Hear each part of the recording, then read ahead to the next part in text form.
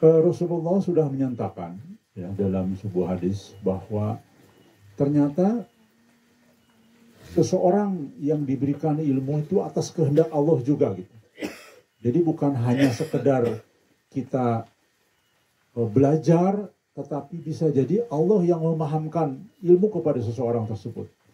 Jadi akhirnya saya percaya diri bahwa saya kira membicarakan tentang agama bisa saja dari Allah bantuannya. Terbukti apa yang diterima oleh para utusan Allah ya, baik Rasul maupun Nabi, juga Al-Mahdi.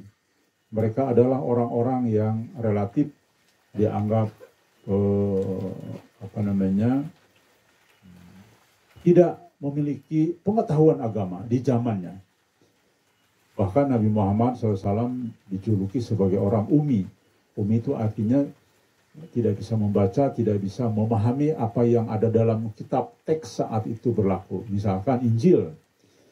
Nabi Muhammad mengetahui seluruh ilmu agama, seluruh alam, seluruh apa yang akan terjadi murni dari Allah Subhanahu wa taala. Artinya itu ilmu yang dikehendaki oleh Allah turun kepada seseorang. Jadi bukan dari membaca kitab. Demikian juga insya Allah nanti Al-Mahdi. Al-Mahdi akan menguasai agama sesungguhnya bukan karena belajar kitab, tapi karena diberi pengetahuan oleh Allah. Nah inilah hadis ini berlaku terhadap keadaan tersebut. Ya. Di mana ternyata siapapun yang Allah kehendaki, maka dia menjadikan memahami agama. Masalah agama ya, memahami.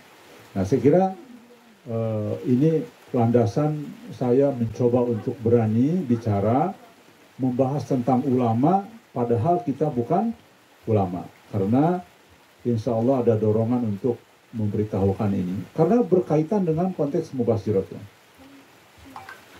Kemudian bahkan baginda Nabi Muhammad SAW menyatakan dalam beberapa hadis ya, baik itu hadis riwayat Bukhari maupun riwayat Abu Hurairah, mengatakan sesungguhnya Allah akan memperkuat agama ini, ya agama Islam maksudnya, dengan laki-laki yang fasik atau fajir.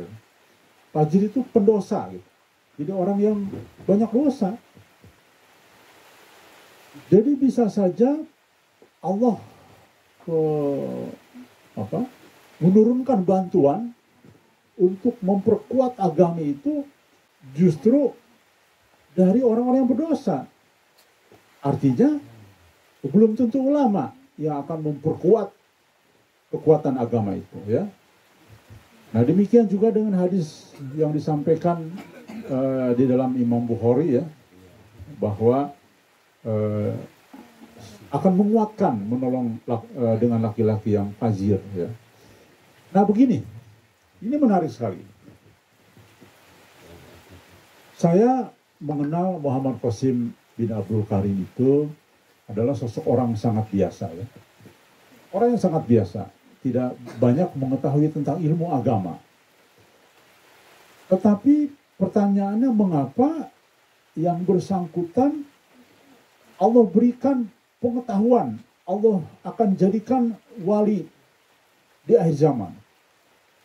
Nah inilah yang Allah kehendaki tadi ya, bahwa terbukti dalam hadis ini justru nanti akan diperkuat agama itu oleh laki-laki yang fajir. Fajir itu adalah pendosa, banyak dosa.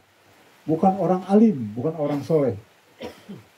Jadi ketika Allah berkehendak, maka bisa terjadi apapun. Ya, di luar dari kebiasaan, di luar dari standar seharusnya. Kan seharusnya namanya orang yang akan memperkuat agama adalah orang yang alim, orang seulama yang punya ilmu agama, seorang yang punya pengetahuan tentang agama, profesor, doktor di bidang agama, seharusnya begitu. Itu adalah standar namanya akademisi, ya, standar pemikiran orang saat ini. Wajar kan? Namun jika Allah berkehendak, maka terbukti Rasulullah sudah mengatakan bahwa Justru Allah akan memperkuat agama ini dengan orang-orang yang berdosa lah, banyak dosa. Baik, jadi artinya poin itu adalah untuk menegaskan kita jangan khawatir membahas sesuatu kebenaran walaupun kita ini bukan ahli agama. Karena sudah ada dalilnya nih bahwa ternyata orang berdosa pun berhak untuk menegakkan agama, memperkuat agama. Kira-kira demikian ya.